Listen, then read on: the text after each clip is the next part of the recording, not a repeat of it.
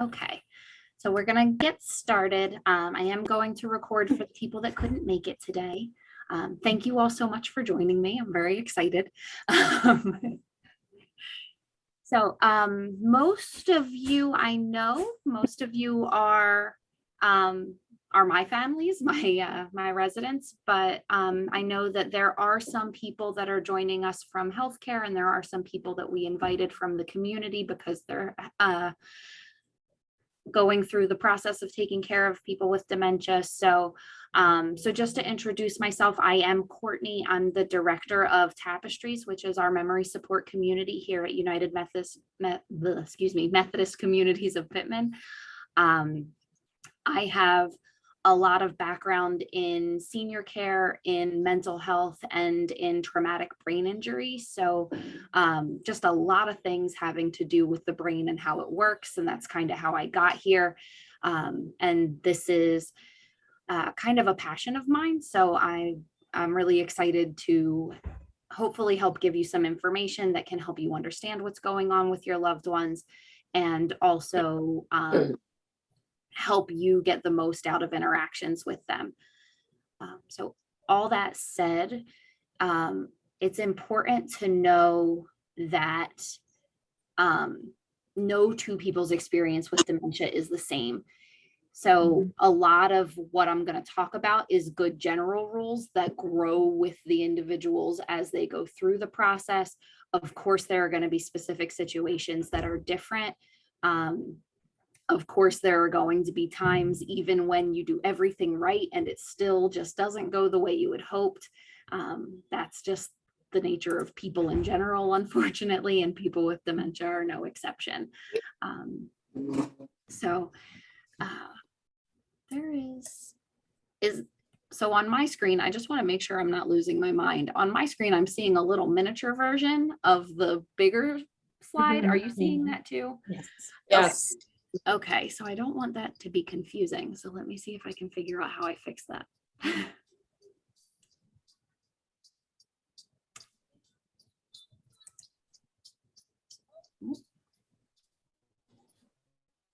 don't know if that worked or not. No, it didn't. No. Okay. Let's see.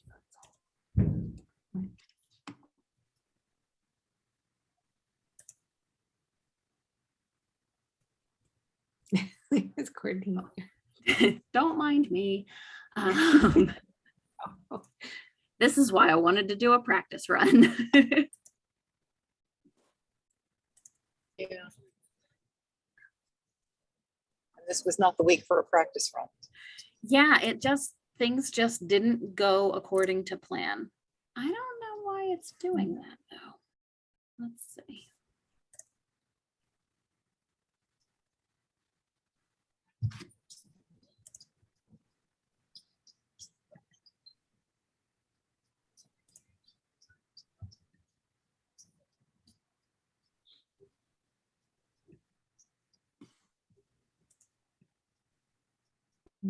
Okay. We're going to try it this way. I am not entirely sure if it's going to leave that there for every slide. That's okay. It's all right. No, looks like it fixed itself. Okay. So, all right. Sorry for the confusion. So first and foremost, this is just kind of a general disclaimer, but as we go through this, I'm going to talk about a lot of do's and don'ts. And a lot of the don'ts are based on things I have seen in people's interactions with their family members.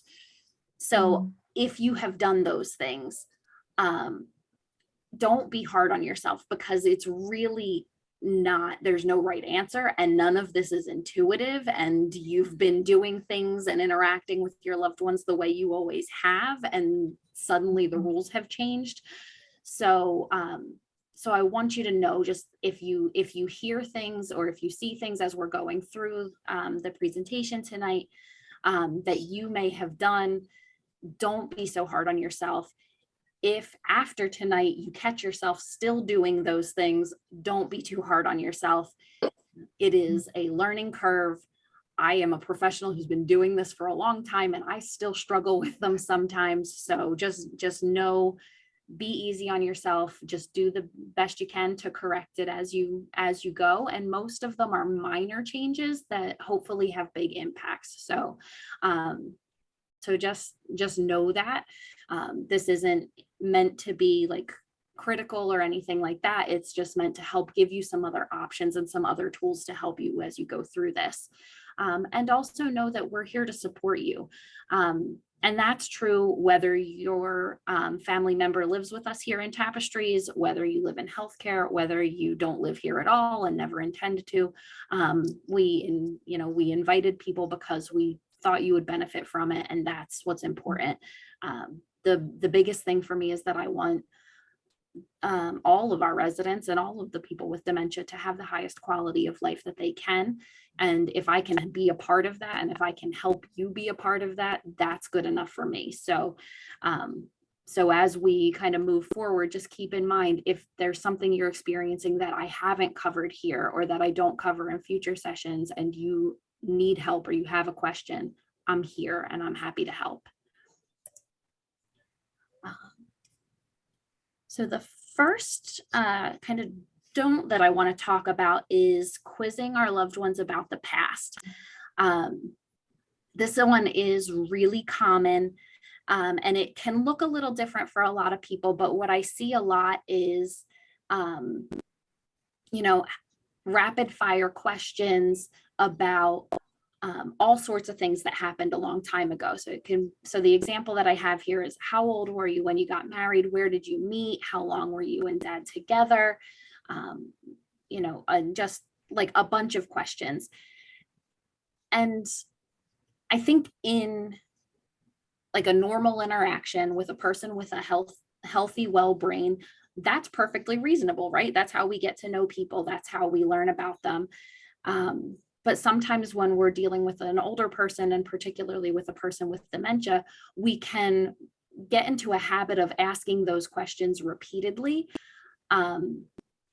And I think our heart is in the right place. It helps make conversation. It helps reinforce their memory, or at least that's the intent. When we do it, we think that it's helping support their memory by keeping them thinking and by helping them reminisce. But often, especially as dementia progresses, it leads to a lot of stress, both for you and for your loved one. So I know many of you may have seen that you ask these types of questions, or even general questions about your loved one's daily routine, and they might get a little irritable about responding. They can sometimes feel like it's an interrogation, and they can sometimes be not so nice about conveying that frustration. And often that's because they're embarrassed that they feel that they should know. I can't tell you how many times a day we ask a resident a question and they struggle with it, and then they berate themselves for struggling with what they think should be simple. So we want to avoid these sorts of things because we don't want to give them those opportunities for failure that just increase their own frustration and sadness, but also because that makes us, as their caregivers, their loved ones, their family members, have more opportunities for frustration and sadness too, because the more they progress, the more opportunities for failure you're presenting them with, and the more you're going to be cognizant of those failures as well, which can be really hard. So the alternative that we want to try to lean to instead is that we help with reminiscing. So, and it's just a minor tweak. So this might be giving leading sentences instead of asking direct questions. You can ask questions, but they should be more open-ended. Like, what do you remember about when you met dad? That sort of thing, so that they can tell whatever part of the story they want. You can start with storytelling. One of the things that I always think of when I think of this is, my great-grandmother had dementia from a young age. She had early onset dementia. And when I was a little girl, she always told this story about how she met my great-grandfather. They worked at a shirt factory, and she was a button sewer. and she always noticed his blue eyes. And one day she was so busy staring at his blue eyes that she stuck herself with a pin in the thumb so hard that she passed out. And when she woke up, those blue eyes were staring down at her, and that's how they met and fell in love. And so as it was a beautiful story, it sounds like it's out of a movie. She may have been, dramatizing it a bit. She definitely had a flair for that. But as she progressed, it became more about me telling her that story, and her just enjoying being able to listen. So that's just a personal example, but I'm sure that you all have stories that you've heard your parents tell time and time again. As you kind of progress and as they progress, it'll be more about you telling stories to them. So for the people that are still in the early stages of dementia, because I think we've got a pretty good mix here for those of you who I know your family members. In the early stages where you could get away with more of the questioning style, this shows interest and it gives you an opportunity to learn more about them. It gives them an opportunity to tell those stories so that you can preserve them both for yourself and for later on when they may need you to help give them back. As they progress, it creates a lower pressure way for them to be able to reminisce and helps to give them cues that might help them. So they may not remember exactly what year they got married, but they may remember what the day was like or how they felt on that day, that sort of thing. And it gives them an opportunity to share in a more general sense. And then, as I said, in the late stages, it's more about storytelling, about sharing their memories back with them. And so I have this little side note here to check out this book called The Remember Balloons. So for those of you that have small children or grandchildren that are interacting with your parents that might be struggling with, like, why does grandma or grandpa ask the same questions over and over again, that kind of thing. This is a really fantastic book about what it's like from a grandchild's perspective to see a grandparent go through this. And it's just really well done, but it kind of has that same moral of like that are when we're young, they are the ones that share their stories and share their balloons, according to this story, with us. And as they get older and forget more, then we start sharing our balloons with them. So it's really beautiful. And if you're interested, there's also an audio recording of it available on YouTube for free. So you can also just YouTube search that if you'd rather than watching or than buying the book. But that could be something helpful for those of you with little ones in your lives. Any questions about this one? No? Okay. All right. So then the next big thing is that we don't want to orient them to reality. Now, obviously, if they ask a question like, what day is it, that sort of thing, by all means, answer their question. But orienting to reality can look like a lot of different things depending on where our loved one is in the process. So in an earlier stage of dementia, that might be when they're asking the same question over and over again, or when they're telling you a story that they've already told you, and your instinct is to say, like, we just talked about this, don't you remember? As they progress on, and some of you have experienced this, when they get through to the stages of, I want to go home, and you're trying to tell them, like, this is your home. So for some of you, you may have already experienced them calling you mom or them calling you dad, asking questions about people who have passed away or wondering where people who have passed away are. And that can be a really hard thing. That can be a really hard situation to handle. In later dementia, where our loved ones may be nonverbal, where our loved ones may have a lot of difficulty communicating, often there can be a lot of calling out. There can be some frustration, there can be some combative behaviors, and so in those situations, orienting to reality might look like correcting those behaviors. Like, hey, we don't do that. Hey, you need to be quiet. Hey, you don't, we don't hit people, like that sort of thing. So this one is a really tough one not to do, because I think for a lot of us, this is instinctive, and especially for those of us that have children, I hate to make that comparison, but it can feel very similar at times. And there is a brain chemistry reason for that. Our brains don't fully develop until we're about 25, and they start to decline actually about 10 years later when we turn 35. So you get about 10 years where your brain is in optimal shape. And for someone with dementia, the decline is much more rapid in those later stages.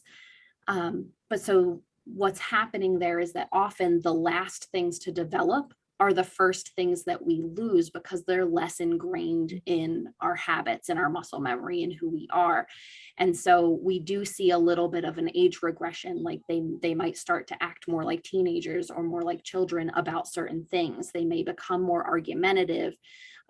They may become, often people say that they're manipulative, and we'll talk about that a little bit more later, but there is a biological reason why this is happening. So you may see some similarities to and compare their behavior to as if they were children, but it's really that their brains are working very hard to try to do the best that they can and to try to get them through. And so we want to try to ease the load on their brain as much as possible. So how we fix this is that we go on the journey with them. So in those early stages, when they ask the same question or when they tell the same story over and over again, we want to respond as though it's the first time every time. That can be difficult, especially on the 6th or 7th time. But you want to do your best to try to act as though it's the first time you've heard that question or the first time you've heard that story. You should also expect that as they repeat themselves, if they tell a story, you might hear different details. The story might change. I know I've had some experiences where someone will come in and say, I'm really upset with my father today. He did this to me, and we'll go kind of on a rant about that. And then they might walk out, and now I know that their father is deceased, but I'm not going to confront them with that information. And then they may come back 15 minutes later, still upset about the same thing, but this time it's their son that said it, or this time it's their brother that said it, and or details of the conversation may have changed.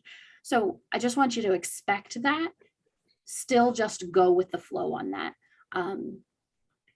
And so going on the journey can vary greatly throughout the stages, but it's always a valuable skill.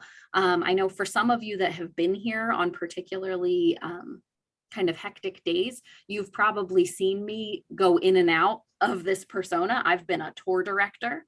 I have been a flight attendant. I have been a VA representative. I've been the head of security at times.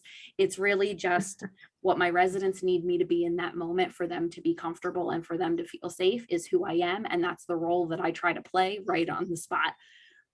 It's not always easy. And I certainly have my fair share of failures as well as successes. But that's kind of the idea. So if they're in a certain place in their head, you want to try your best to go with them and flow through that with them. And it'll usually make for a fun story later on, and usually will make for a much more pleasant interaction because they don't have to work so hard to try to stay present in the moment as we define it. They can instead be present in the moment that's real for them. Beyond that, you need to know that they don't think the same way that you do. So there are a lot of changes that happen in the brain as we go through dementia. Some of the things that happen, and so I'll kind of relate this to that, that moderate example I gave of you live here, that person has passed away. I'm not your mom, you're my mom, that sort of thing. One of the ways that our brain interprets and saves information is through schema. I don't know if any of you are educators by background or maybe have any background with this, but schema is kind of like groups, ways that we chunk information together so that it makes it easier for our brains to kind of find what we're looking for. So if your head were a giant filing cabinet, you would have a file that's about cats, and everything you know about cats is in that file, and everything that you know about going to the doctor is in the doctor file, and there's one of those for everything. As we go through dementia, our files get harder to access. Our files get less specific, they get more general. And so when I say they don't think the same way that you as a person with a healthy brain does, you need to think about what kind of group might they be using, what kind of schema might they be using to influence their discussion with you. So when they're calling you mom, it's not necessarily that they literally believe you are the parent. It may be that what they know of mom, their mom schema, is that this is a person who loves me and who takes care of me and who keeps me safe. So mom is an easy word to convey those very big concepts. Same goes for home. When they're looking for home, it may be that home represents safety and security and a place of comfort for them. So they may be saying, I want to go home, but what they mean is I need to feel safe. And so with that in mind, we need to use a lot of empathy and a lot of like active listening to try to figure out exactly what it is that they're communicating when their language doesn't match what we expect it to match, if that makes sense. And so it's important to know that therapeutic fibbing is completely a legitimate option here. And so I think this is a hard thing for a lot of us to do. I'm sure we all consider ourselves to be honest people, and especially to tell a fib to your parents is a thing that many of us have, gotten in a lot of trouble for over the years. So it can feel a little bit strange. But therapeutic fibbing is about what makes the interaction more pleasant and what makes the person more comfortable. So we want to think of it not as I'm telling a lie, but as I'm giving them a comfort. A comforting lie can be much more productive and much more effective than a difficult truth. Yeah. And this is especially true when they're asking about loved ones that have passed away. Where are my parents? Where is my husband? Or where is my wife?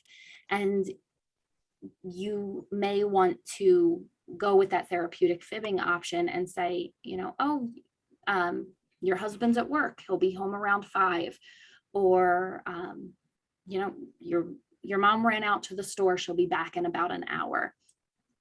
The idea here is that we're answering their immediate question of where is my loved one with a reasonable answer as to where that loved one may be, without giving them that hard truth that's going to cause them to feel grief and cause them to feel a lot of anxiety and stress, because they may be wondering why they don't remember that that person has passed, especially for people that have passed a long time ago. So it's kind of that situation. This can be a hard thing to do for those of us whose loved ones are in the earlier stages of dementia, because it might be hard to know whether they have a certain amount of reality awareness at that moment, or whether they are thinking of another time in their head. So for those of you whose loved ones are mostly oriented in this way, I like to say a general rule of thumb, if they ask a difficult question, is to give them the honest answer once. Okay. So if they're saying, where is my husband? And the answer is, you've been having some trouble with your memory, but dad passed a few years ago.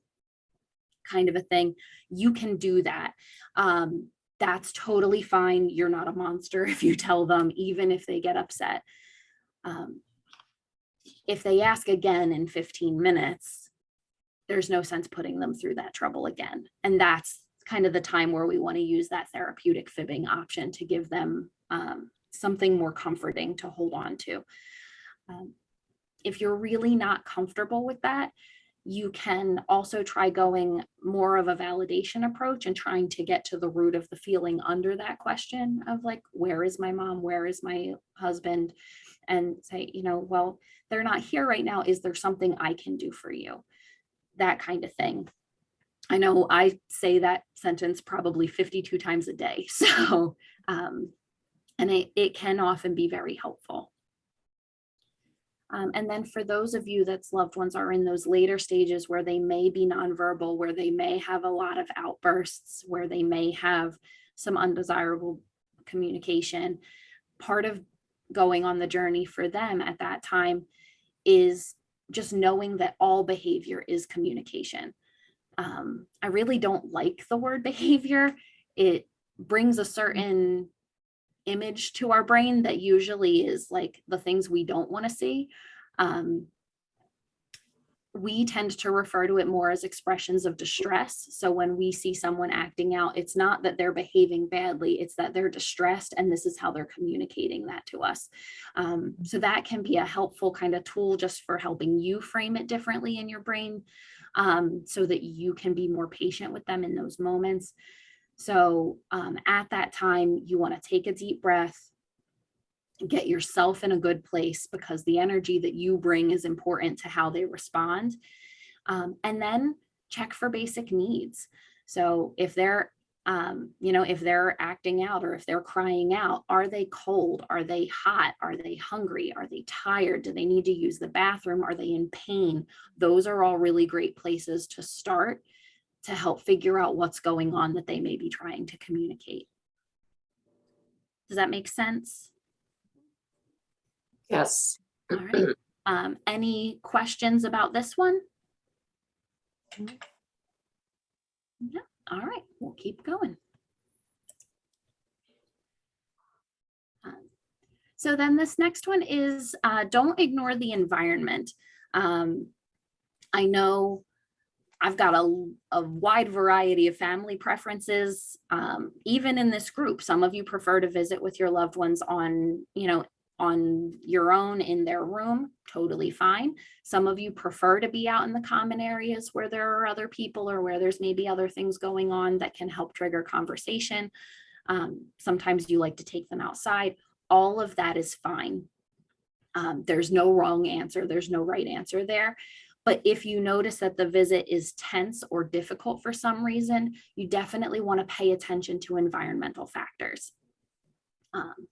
So one of the things that's happening here is that for people with dementia, their complex attention and their ability to pay complex attention gets really tough. And so what I mean by complex attention is our ability to follow multiple step directions, our ability to do a task that requires attending to multiple things, our ability to concentrate when there's a lot going on around us. That's all complex attention.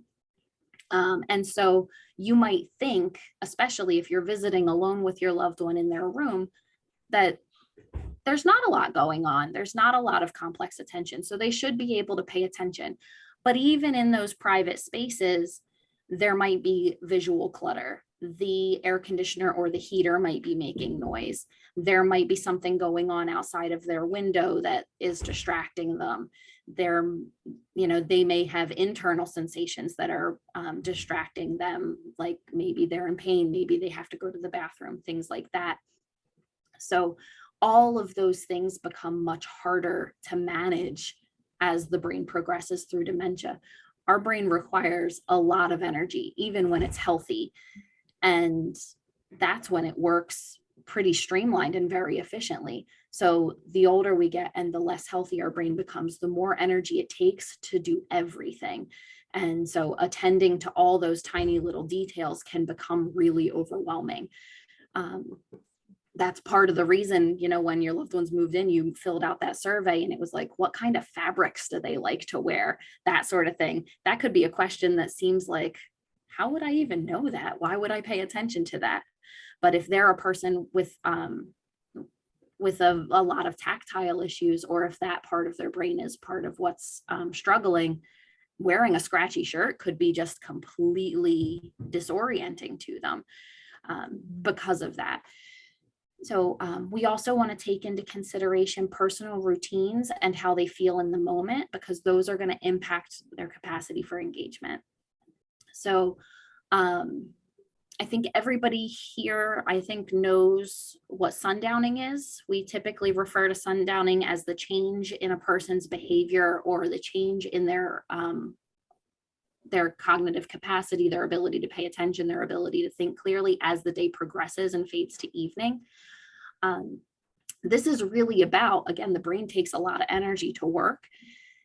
When they're tired, they don't have that energy to spare. So I know for a lot of us that are working people, we tend to do our visits in the evenings or on weekends when it works with our work schedule.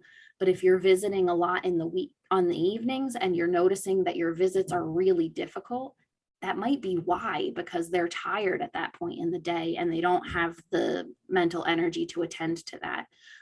That may also be why you find that phone calls in the evening are a little more stressful, or that they're a little more confused at those times. And we also want to consider their perception and energy.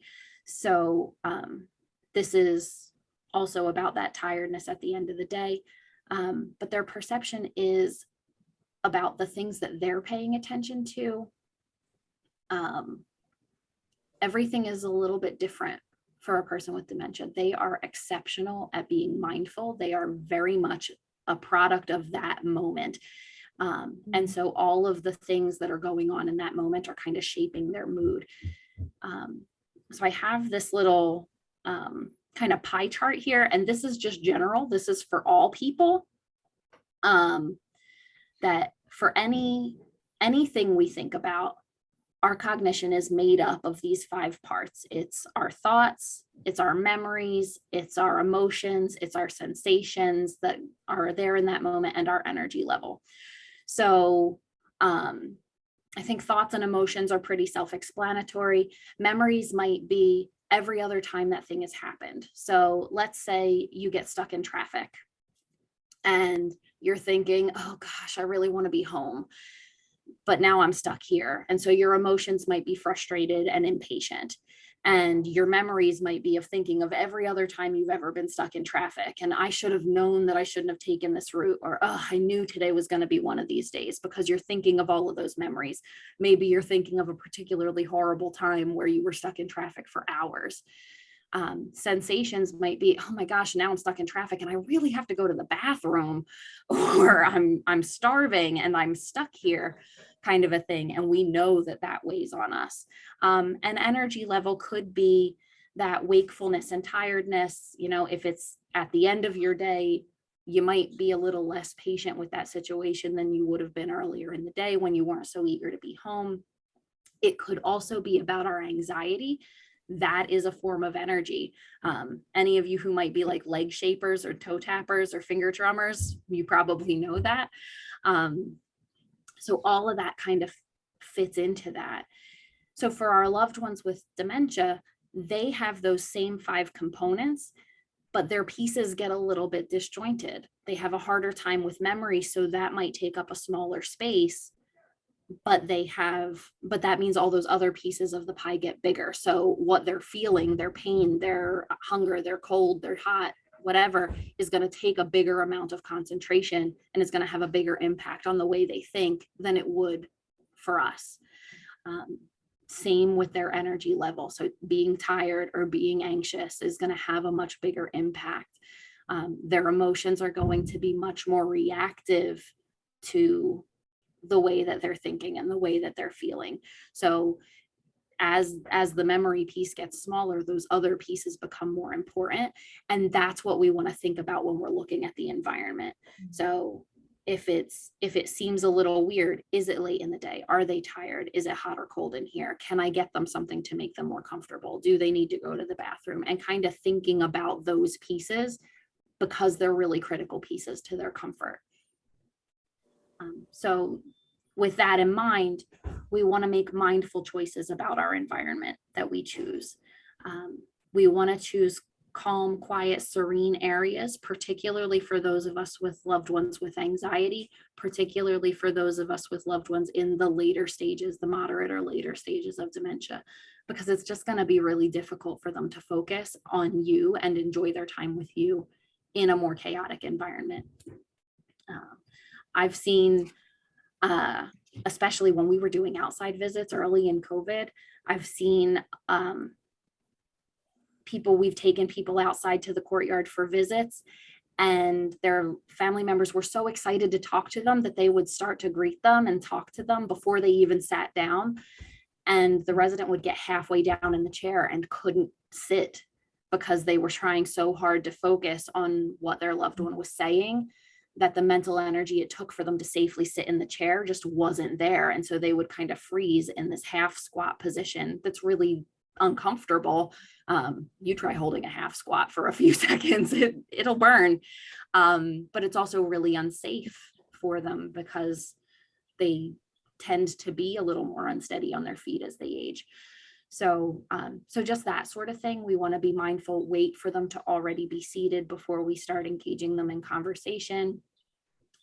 Try to minimize as many distractions as we can.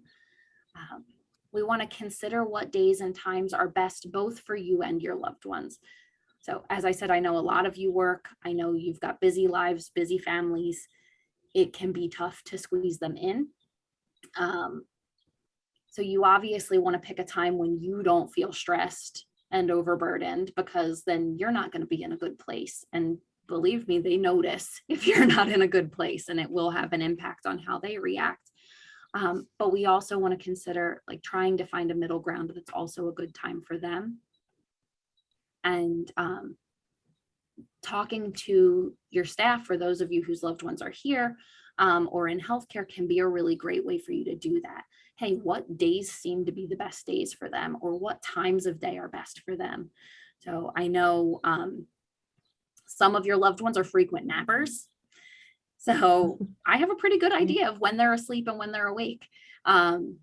We can let you know that. Some of them have really set schedules. I know you can pretty much set a clock by at least 4 or 5 of our residents here. So we know a lot about their routine that you may not know, just because you are so busy with work or with other things in your life, and because you're not seeing them all day, every day, the way that we are. And we're happy to help you and offer you times and suggestions of when might be better, so that you can have a better quality of visit with them. And of course, we talked about this a lot as I was kind of breaking down the parts of cognition, but we do want to make sure that we're attending both to their internal and their external cues. So if they seem irritable and you're not sure why, and there's nothing that you notice going on in the environment, it might be an internal cue that they might be uncomfortable, they might be in pain, they might have to go to the bathroom, that sort of thing. Questions about any of that? All right.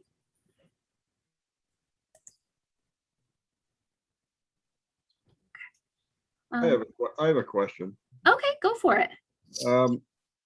My mother's there at UMC on the 3rd floor, Okay. bedridden. Okay. And a lot of times she'll say, I have to go to the bathroom and try to get out of bed. And what's the best way to respond to that? I've been saying, well, it's okay. You don't have to go you can just let it go right there. But I don't know if that's the best way to handle it.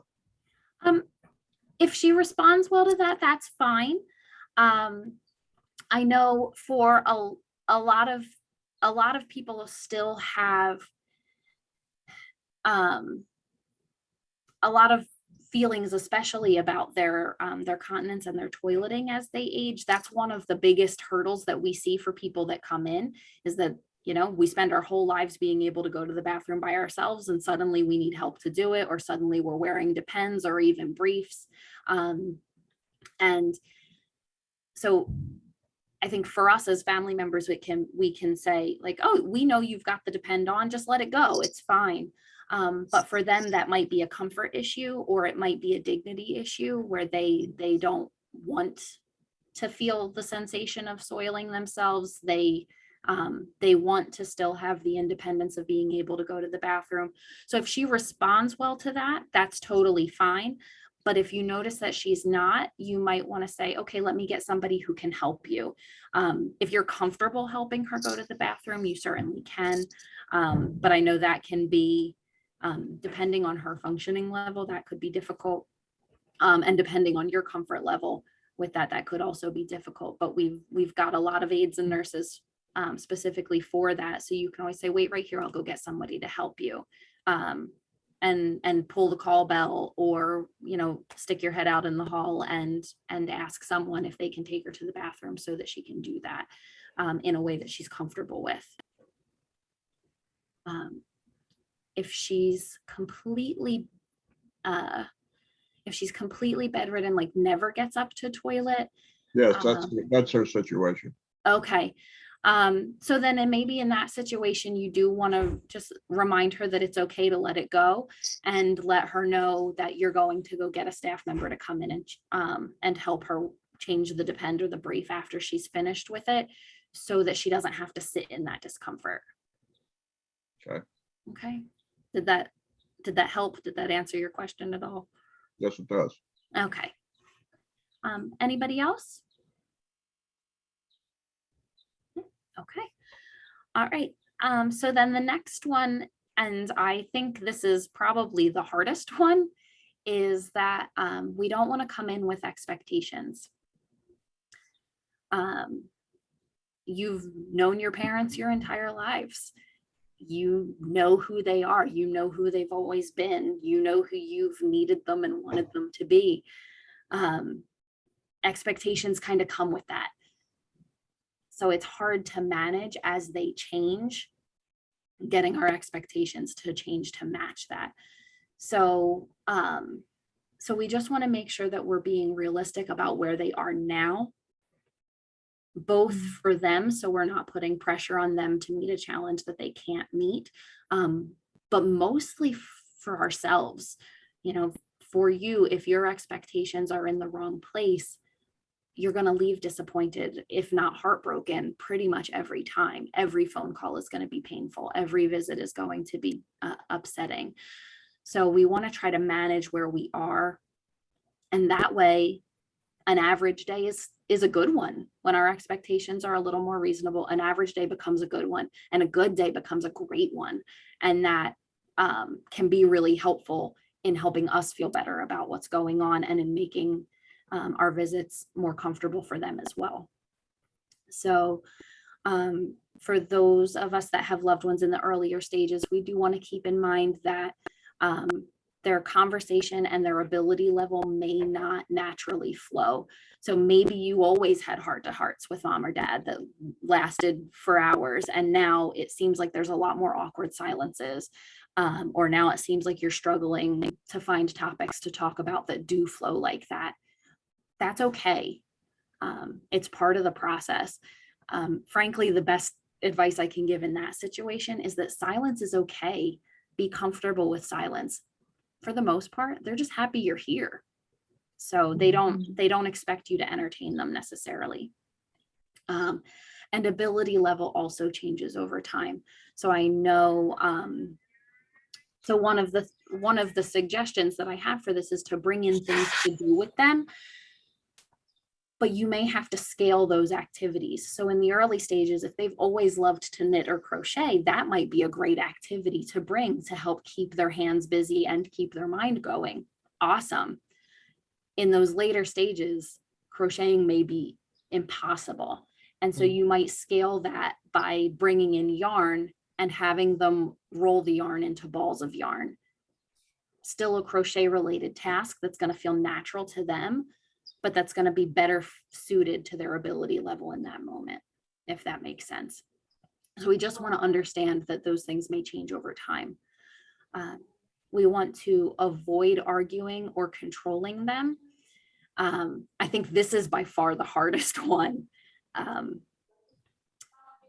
So in a lot of ways, as you become their caretakers, the roles have reversed. You're the one making sure they're taking their medications. You're the one making sure that they're eating when they need to, that they're taking care of themselves, that they're getting enough rest, all those things that they did for you once upon a time.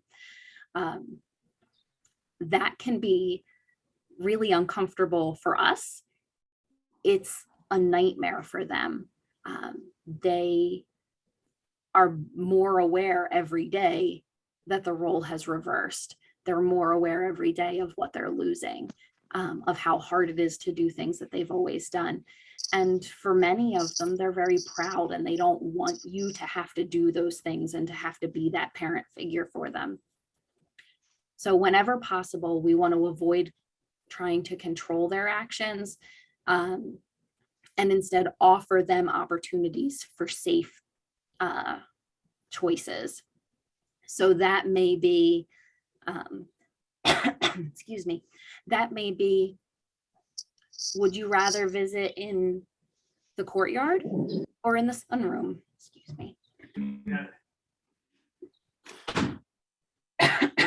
Got a little tickle in my throat from talking so much. That might be, we're going out today, it's a little cool. Would you like to wear this sweatshirt or this jacket? Giving them simple choices that help them feel in control. It might be minor things, but to a person that already feels like they are losing a lot of themselves, it can make a world of difference to offer them the choice between what jacket they wear than just handing them one and telling them to put it on the way they likely did for you when you were children, if that makes sense. Whenever possible, we want to avoid arguing. As a general rule, often arguing is because we're trying to reality orient them again. So that kind of ties back to that earlier point that we talked about. So that's part of the problem. The other part is that often, again, our brains don't work the same way that theirs do anymore. So we're arguing from a place of rationality, and they may not be able to do that anymore. So as a general rule, if you are trying to reason with an irrational person, you're the one that's acting irrationally is like just the most honest way that I can say that. So if the argument is not essential to their safety, it's okay to drop it. It's okay to let them, let them win the argument in their mind and then go about it and do whatever you're going to do anyway. So examples of this might be like, well, I want to write my own checks. I want to pay my own bills. And you're thinking, absolutely not. You can't do that. Nothing will get paid, or you'll send money to the same people 6 times and everything else will get shut off, but this won't, or whatever the case may be. Rather than trying to have that fight with them, you can say, okay, sure. Yeah, you can manage your bills. I'll be here to help you if you do. And then just handle their bills. That's okay. You can tell them, yes, you can participate in this while you're actually doing it. You can bring their bills in and do it with them. There are a lot of kind of in-between spaces. And that's true of a lot of different categories. So that's just one example, but it's one I hear a lot. If you have a loved one, so to continue on that financial example, if you have a loved one that's really fixated on it, we have had a few residents that are. One of the things that I suggest is going to the bank and getting extra check registers. That way you can give them their check register. You can allow them to participate in the act of balancing their checkbook and doing whatever they need to do, but you keep a separate one that is the actual one. So that you know what's really going on, their finances are really in order, but that they have that they have that one that belongs to them, that's a symbol of their independence to them and can kind of help them. I know we've had situations where we've given residents expired credit cards with their own names on it. So we've had a few residents that will sometimes refuse to eat because they're afraid they can't pay for the meal, and explaining to them that it's already been paid for, that it's included in their rent doesn't really work, because that's not natural. When you go out to a restaurant, people don't tell you, oh, don't worry, it's included. So there's a part of their brain that knows that doesn't feel right. That's not how the real world works. So we've actually had residents where we've asked their families to bring in expired credit cards, and we'll put it right in their wallet. Fortunately, they don't tend to know what the year is, so they don't notice that it's not going to work. And we can say, sure, yeah, we accept credit, and they whip out that credit card and we walk away with it for a minute, and then we walk back with a slip of paper for them to sign, and they sign it and they're happy, and now they've eaten. So it's just kind of tricks like that can help you avoid the fight, that help maintain the illusion of independence while still allowing you to keep them safe. Courtney, you know that my mom is big on wanting to pay people. Mhm. And so just in case for the rest of you, we did go through a period where she just wanted to continue to pay the aides because they did so much. And so I'd say, well, okay, we're going to put this in the envelope, and then you give it to her. And then the aide would take the envelope and take it to Courtney. Yes. This last week we had that she wanted to help out one of the aides, and she insisted that I go to Dippy's and get an ice cream certificate for him. And so instead I took an 8.5 by 11 sheet of paper and a legal envelope, and I wrote on the paper, I put the aide's name, and I said, now when you see this, you're going to go, wow, thank you so much, because she wants to send you to get ice cream for you and your family. And so I put it in the envelope. I gave it to her. She was thrilled. She gave it to him, and he came back a little while later and he said, thank you so much, because, we were able to go out and have ice cream. And that was a huge deal to my mom. Yeah, absolutely. And I can't tell you how often we have this experience where they know we do a lot for them. They want to tip us or they want to pay us, and we're not able to accept it. But that's a great example. What we've done a lot is, if your loved one already has a personal needs account set up, or if they don't, then we'll talk to you about setting one up. But we'll say, go ahead and give them a couple of $5 bills, let them tip us, and then we'll just deposit it right back into their personal needs account. That way the money just kind of stays circular. You give them $5, they give it to us, we give it back to you, they and so on. And it gives them a sense of normalcy, because they're able to pay someone for their work, or they're able to express their gratitude for something they've received, which again helps preserve that sense of independence. It feels really kind of gross to always be relying on people and not to be able to help them. And that is the number one cause of depression we see in our residents, is that they feel bad that they're a burden to people around them and that they can't contribute. And so this helps kind of balance that and improve their mood a little. Also helps us avoid the conflict. So that's a really good thing. Beyond that, the dirtiest words you can say to a person with dementia are don't, can't, and no. They're adults. They've lived successfully their entire lives without anybody telling them what to do, and who are you to start now, is kind of their mentality. Again, this isn't necessarily a person with reasonable, rational thought, because those are the parts of our brain that develop last and that decline first when we get dementia. So they're thinking, I'm an adult, who are you to tell me what to do? Even though they may not really understand this, the seriousness of the situation, or may not understand why you're telling them, no, you can't walk to the bathroom with your broken hip, kind of a thing. Because that is something that happens. So in those situations, your best friend is yes, but. So rather than saying no or don't or can't, You're going to say, yes, of course.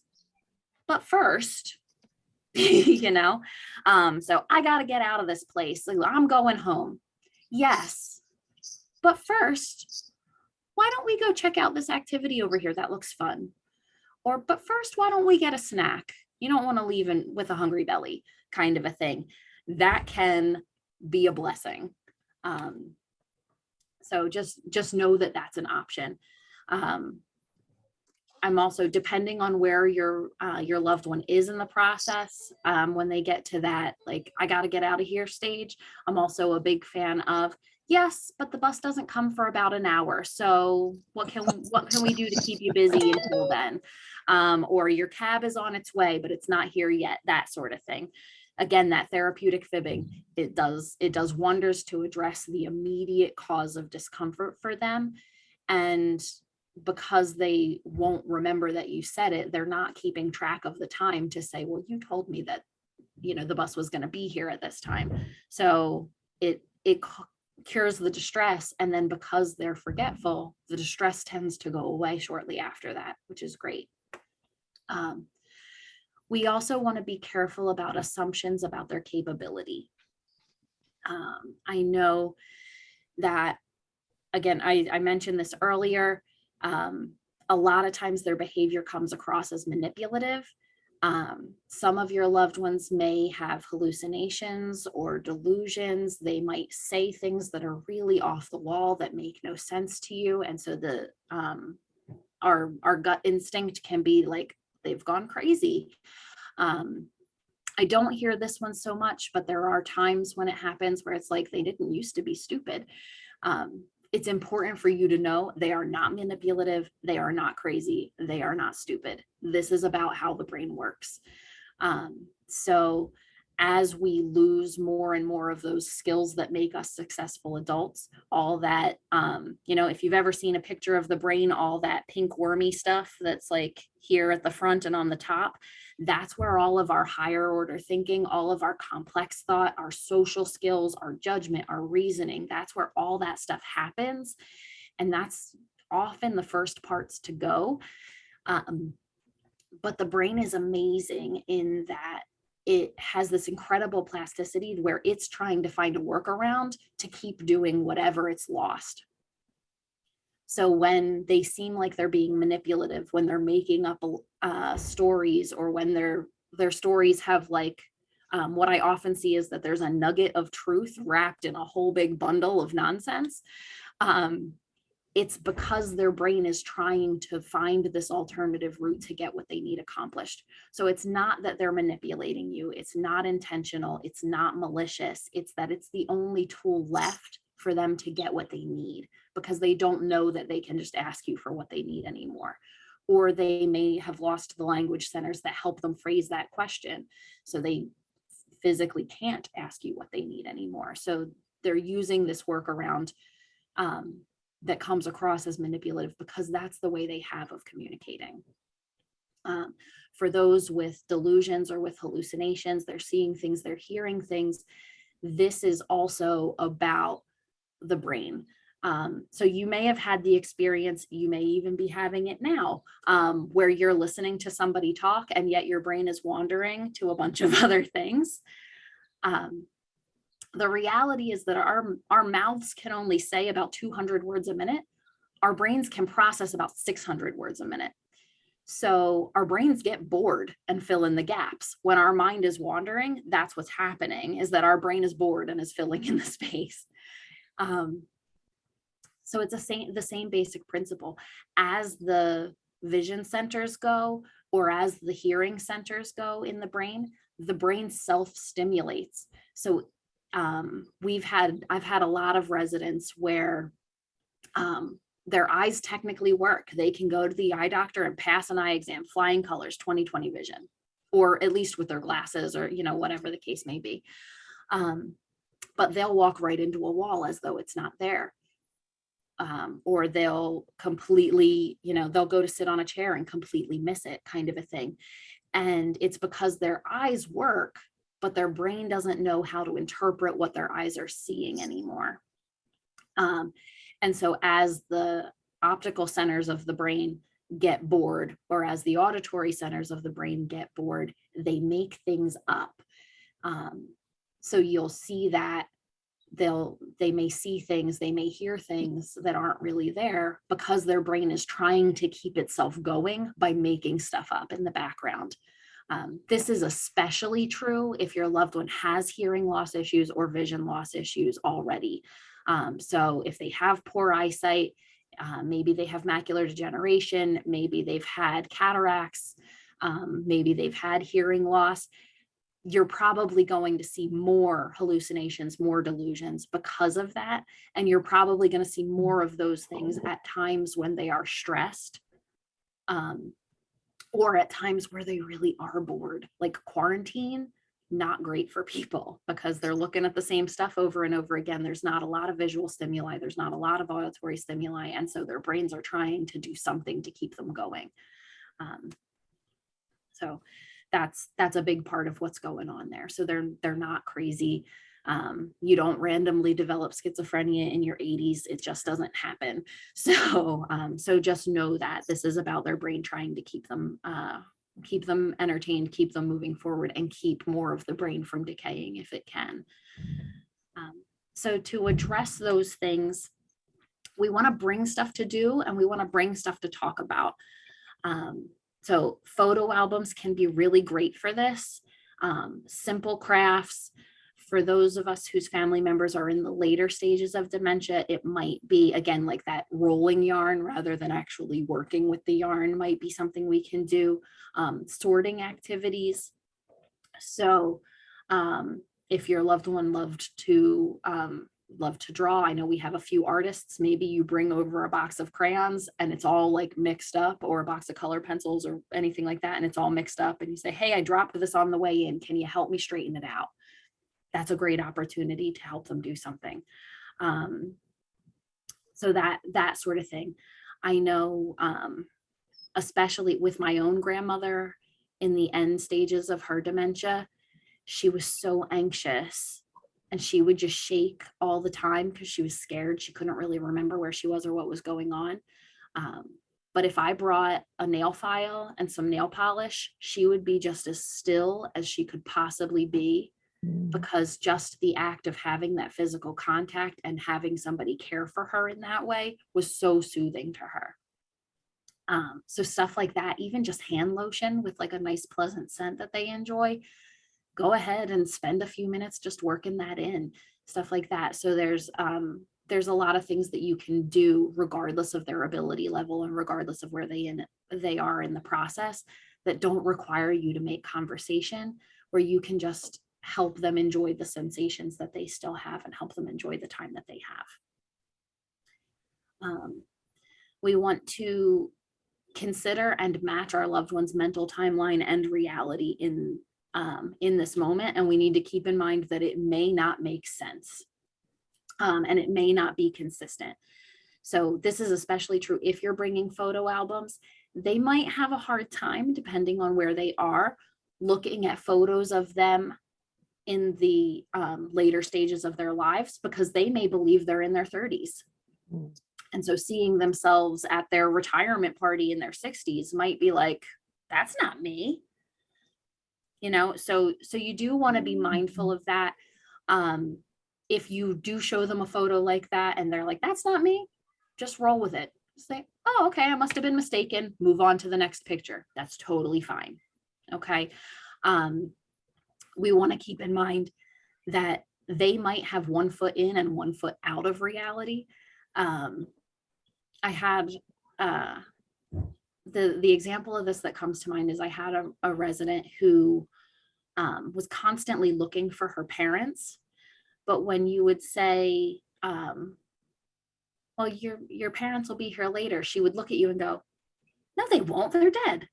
So she would be looking for them, but she also knew that they had passed away. It was a really difficult dance. So just kind of know that might happen. It doesn't mean that you've done anything wrong. It doesn't mean there's anything wrong with them. It just makes the mental gymnastics a little more challenging for us as the people trying to keep up with it. But that it does tend to be rare, but it could happen. So just know that. This is a big one. We want to honor their agenda and their preferences. I cannot tell you how often I see family members that are like, come on, there's an activity happening. You're going to love it. Come out, come out, come out, do this thing. And the resident is like, I'm quite comfortable here. Thank you. Don't force them. You know, this is one of those control moments. This is an opportunity to give them some say in their lives. It's okay to sit in silence. It's okay to just be with them and not have something to do and not have something to talk about. If that's what they're comfortable with, you can feel free to bring your own things to do. I know some of you have loved ones that like to read. Bring a book of your own, sit and read with them. That's still a visit. That's still quality time. You know, if I have a few artists, go ahead and bring art supplies and paper and let them do their own thing while you do it alongside of them. That's totally fine. So you know, and the reverse is true too. I know I've had residents that are suddenly upset when their family members show up because they were really enjoying choir practice and they don't want to leave. Or they were really enjoying bingo and they don't want to leave yet. It's okay to wait for them to finish. It's okay to reschedule that visit for another day. That's fine. Again, it's about giving them some control over their lives and giving you the greatest chance to have a successful visit too, because if you think pulling them away is going to mean you're going to have a really pleasant chat, it's probably not going to go that way. You know, and just the biggest thing here is just be flexible. Having a plan and sticking to a plan are completely different things. It's great to have a plan, better to have it and not need it than to need it and not have it. So when I say bring something to do, bring things to talk about, don't automatically assume that's going to be the plan for the day. It might be, and that's great. But if it's not because they have something else in mind or they're just not in the headspace for it, that's okay. Save that for another day. Go with the flow with wherever they are today. Any questions about that? Does that make sense? Okay. All right. And so that's it for the do's and don'ts as far as the residents are concerned, as far as your loved ones are concerned. So these are for you to help you manage kind of the way that you're feeling. Don't take things personally. I know that that is incredibly hard. That is definitely an easier said than done. Said than done. Yeah. I know both from my work here and from my experience with my own loved ones with dementia, often you are the first people they take out every frustration on. You are the people they yell at. You are the people they cry to. You are the people that get all of their anger and all of their sadness and all of their stress. And sometimes they say really terrible things. And sometimes they do really terrible things. Part of that, again, is that the brain has lost its social filter. So they don't necessarily recognize that what they're doing isn't kind or isn't right. Part of it is that they don't have any other way to communicate what they're feeling. And so it just kind of comes out. So I do understand that this is really difficult. But it's just for you to be aware they're going to be different from day to day. They may even be different from moment to moment. So if they're angry or they're being hurtful or they're, doing something that's making you uncomfortable or upset in the moment, do your best to take a step back, because in 15 minutes, it could be completely different. Tomorrow, it could be completely different. And if you focus on that negativity, if you take those things they say because their brain doesn't know how else to say them to heart, I don't want it to create resentment or create discomfort or sadness or whatever for you, because that's going to color the rest of your interactions with your loved one over time. And that's definitely not what you want. You want to be able to have as much quality time with them as you can. So it's important to know, when I say don't take things personally, it's going to be different over time. So in the early stages, it's those arguments, it's the fighting, it's the hurtful comments. I can't tell you how often they just say things that you're like, oh, you can't say that in public, kind of stuff. I know we have one resident that every single time she sees me, she goes, oh, that's a big woman. For those of you who haven't seen me in person, I'm quite tall. So, but that's not how it comes across the way she says it, you know? So just like, let it roll, find the humor in it if you can. In the moderate stages, it might look more like uncertainty or doubt, even about you. So they may say things like, you never come to visit me, even though you're here 3 times a week. They may not remember that you're their child. They may criticize you about things, any kind of thing. It could be like physical appearance. It could be decisions you've made. It could be something that's happening in the moment. It could be things that you have never said or done that they're just associating with you in the moment. But they may or may not have just some unpleasant feelings or unpleasant thoughts that are directed towards you, or that are about things you've done or that they believe you've done. It's not about you. It's about where the brain is. One of the things that the brain does, again, that self-stimulating that I talked about with the vision and the hearing, is that when it notices a gap, it fills in the details with the things that make sense to that person in that moment. And often those details make absolutely no sense to us. So it's kind of a weird thing. So just know that it's not really about you. And in the late stages, it may be inattention or even combativeness. So this might be they stop responding to your voice. This is at those stages where they are nonverbal, where they may be bedridden, where they may or may not, be aggressive. They may not respond to your voice or to you coming to visit the way they always did.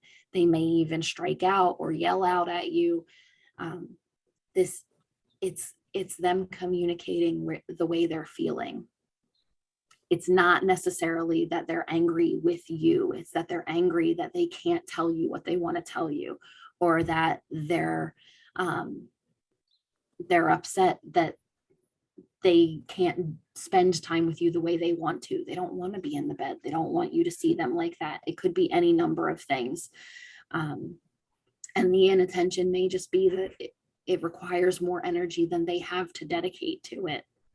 So just different things that it might look like, but that you need to know are not because you've done anything wrong or because they're really upset with you. I've unfortunately heard a lot of family members say, I just don't think my mom likes me very much, or my dad likes me very much. And that is tragic to me. They love you. They just are losing their ability to communicate that with you. So just know that. So the flip side of that is do be aware of yourself. Again, managing your expectations, leaving your stress at the door. This is, again, one of those easier said than done situations. But one of the ways that the brain protects itself as it loses its ability to make good judgments and assess risks is that they have to be good at reading people. So I always say that they have excellent BS detectors. So if they know that you don't feel right, if they know that you're angry, if they know that you're stressed, they may not know why, and they may not be able to communicate why, but they almost always will feel that energy and will respond to it. So you just want to be mindful of the energy that you bring to the space. If you're not in a good headspace, it's probably not going to be a great visit. And it's probably going to be even harder on you as well, because you're already starting from a not so great point and then going to have a not so great visit. So just something to be aware of. Know, especially when they're combative, especially when they're saying not nice things, that they do love you. Again, they have great BS detectors. They need to be able to make a snap judgment about who they can and who they can't trust not to hurt them. And the mechanisms how the brain does that isn't really clear, but it is clear, and research backs up that it does improve for people with dementia for a time, because they do still need to protect themselves. So if they didn't love you and if they didn't trust you, they wouldn't lash out at you, because they wouldn't know how to predict what you're going to do, if that makes sense. So it wouldn't be worth the risk of acting out. So as much as it kind of stinks, it's kind of the same way that that kids are often worse behaved for their own parents than they are for babysitters and teachers and all that stuff. Same basic principle. They know you're not actually going to hurt them. They know you're not actually going to kill them. They know that you love them. So they can get away with a little bit more of that behavior with you. Just know that mental tasks that are simple for you are challenging for them, and that the brain cuts corners to save energy. So the example that I think of for this is like brushing your teeth. We've been brushing our teeth all our lives. It comes really easily to us.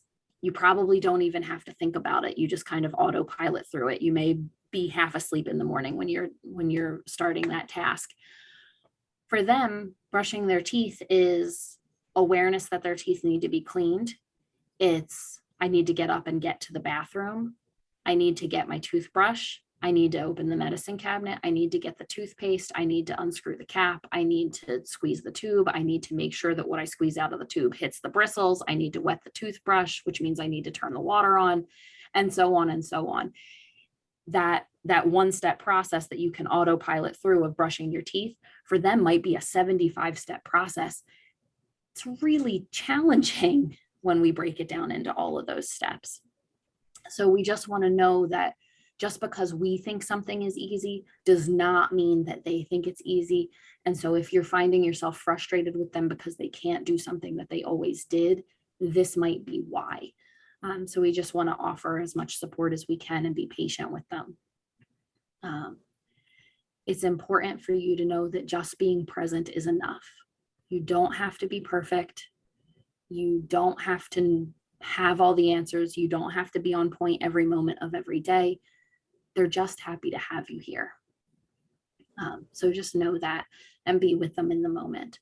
And that said, also know that it's okay to set limits.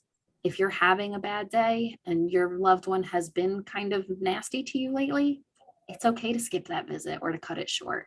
If you feel yourself hitting a wall, if you're tired, if you think they seem tired, you know, or angry or whatever the case may be, it is okay for you to make the decision to end that visit early or to call it off entirely for the day, just so that you can have a better reaction, a better interaction the next time. So just know that. I think, especially for those of you who have loved ones in a care setting, whether that's here, whether that's healthcare, whether that's elsewhere, I think guilt for some of us is a big thing, that we feel like we should be doing more for them, spending more time with them. And that drives this, like, I can't leave because then I'm giving up on them, or I can't quit because, you know, whatever. I promise you that's not how they're thinking about it. Okay. Often the care that they need is more than any person could reasonably provide out of your home, especially with the rest of your life. And so as hard as it is to make that decision, putting them in a place where they will have people that can support them all day long is a good one and a sound one, and not one that you should feel guilty about at all. But I know that often drives the desire to be here more often, to stay longer, to do more, to have good visits, to make sure that all those visits are pleasant and memorable. but again, that's part of setting up those really difficult expectations for yourself that are going to leave you feeling drained at the end of the day. So just know that if you can't be here every minute, whether that's you can't because there's too much going on, or you can't because you're just mentally or emotionally drained, that's okay. I can't stress that enough. And then this will be, I believe, our last one. Don't aim for perfection. This is a constantly changing, constantly moving process. How they are one moment may be different 15 minutes later, an hour later, a day, a week later. So you can't know what's going to work and what's not going to work in that moment. So if you do something and it doesn't go well, that's okay.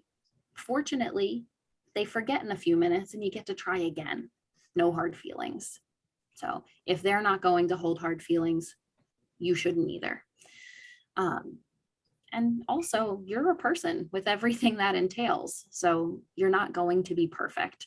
You can't be. And you've got a lot of your own stuff going on.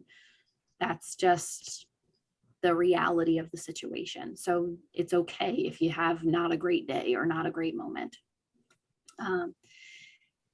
If you're really struggling, or if they're really struggling, the best advice I can give you is wait it out. Again, 15 minutes, an hour can be a world of difference for a person. So it's okay to withdraw from the situation, whether that's actually leaving or whether that's just getting quiet and just being with them until that mood passes or until that moment passes. That said, we do want to continue to aim for improvement, again, because we want that quality time and we want them to have a higher quality of life. So we want to consider what signs we might have missed. If we have a really bad visit, if we have a really bad day, go back and kind of mentally reflect on it. Is there something that maybe you missed? Maybe we were in the living room and it was a little noisy out there. Or maybe the air conditioner was blowing directly on them and they were a little chilly.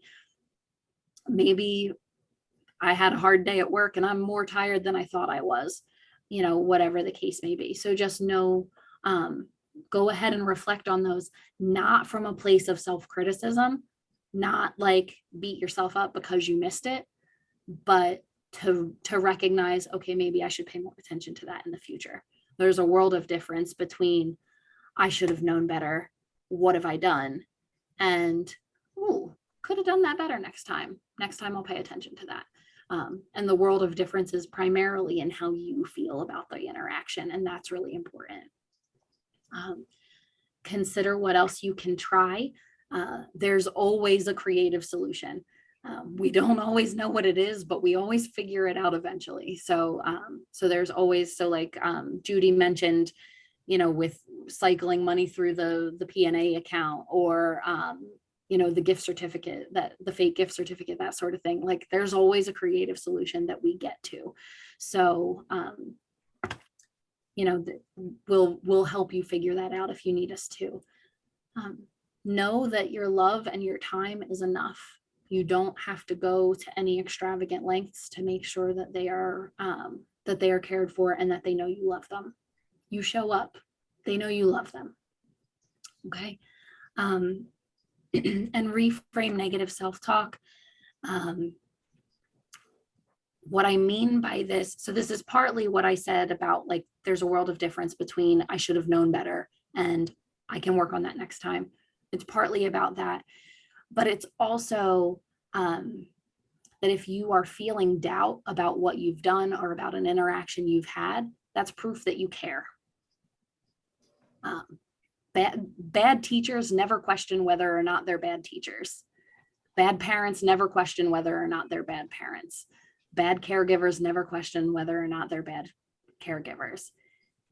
If you are concerned that you should be doing better, it's probably because you're really good and you're looking for ways you can improve. So just know that if you ever are doubting yourself, that is proof that you are on the right track. And it's proof that you are working to make it better. Okay. So that's, if anything, that's probably the most important thing I can tell you. Just know that you're doing all you can with a really difficult situation. Okay. Anybody have questions, concerns, anything based on anything we talked about today?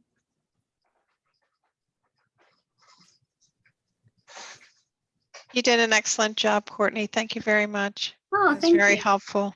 Good. I hope so. It was. And yeah. And if, you know, we'll keep doing, so we'll keep doing probably one a month.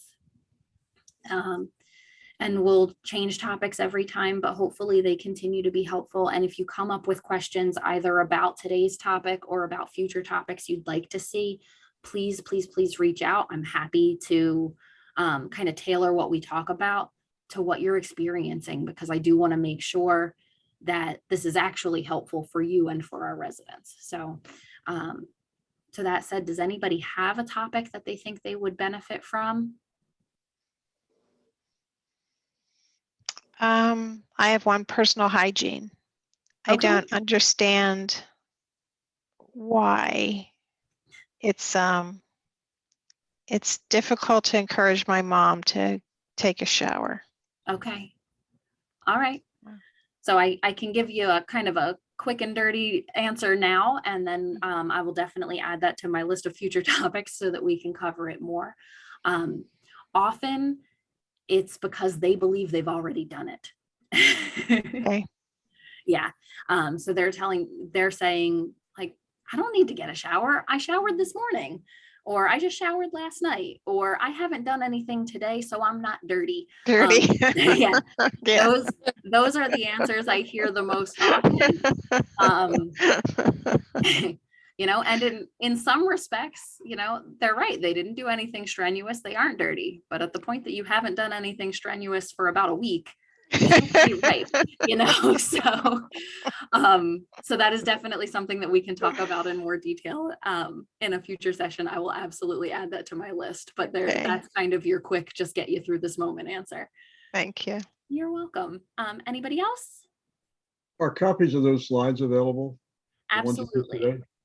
Okay. Yeah, absolutely. So if you want to type do you have an email address? You Yes. must have if you got this link. So if you want to type your email address in the chat window, I will make sure that I add it to my list, and I will send it out. I can also send out the recording once it's done. I think it takes it a little bit, especially the longer it is, the longer it takes. So it takes it a little bit, but I will send out the recording and also a copy of the slides after the fact. Thank you. You're welcome. Courtney, thank you for telling us there's such a thing as therapeutic lying, because that has really been a difficult thing for me with my dad who's passed, and now with my mom, because there are things that come up all the time, and it makes me feel better that there actually is a official name for it, and that it's kind of okay to do. Yeah. So that was probably the most key thing from me, my takeaway from Okay. that. So that was good. Yeah. Oh, good. All Yeah. good, but that was real good. Good. All right. All right. Anybody else? Oh, okay. Well, thank you all so much for joining me. I'm glad it sounds like you all got something from it, so I'm really happy about that. Definitely. Yeah, the next one will be scheduled for July 21st, which is also a Thursday at 5. It won't necessarily always be Thursday, but I will try to keep it in the evenings because I know that's what's easiest for most of you. That time, so I know I talked a lot about the stages of dementia this time, but next month we're going to talk about that in more detail, just because I feel like we don't really know what to expect until we kind of get there. So if I can walk you through what the symptoms look like and what they look like at different points in time, hopefully that gives you a better idea of what to expect and gives you more time to figure out how you're going to handle that as it comes. So so that will be next month, and then we'll kind of go from there and plan future topics based on what it seems like we need. So so hopefully I'll see you all there.